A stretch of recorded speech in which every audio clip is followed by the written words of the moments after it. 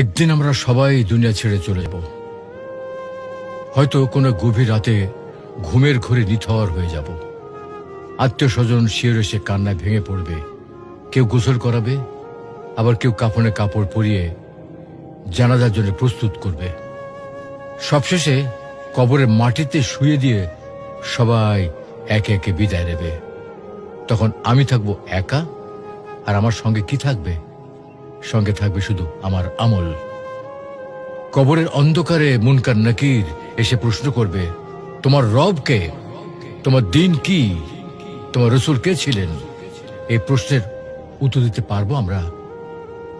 আমরা দুনিয়ার মোহে এতটাই বিভোর যে মৃত্যুর কথা ভুলে গেছি, অথচ জীবন ক্ষণস্থায়ী। আজই সময়ে প্রস্তুতি নেওয়ার, নিয়মিত সালাত আদায়, আল্লাহকে স্মরণ এবং পাপ থেকে দূরে থাকা, আর এগুলি হচ্ছে আমাদের কবরের সঙ্গী। তো আসুন দুনিয়ার মোহ ছেড়ে আল্লাহর পথে ফিরে যাই।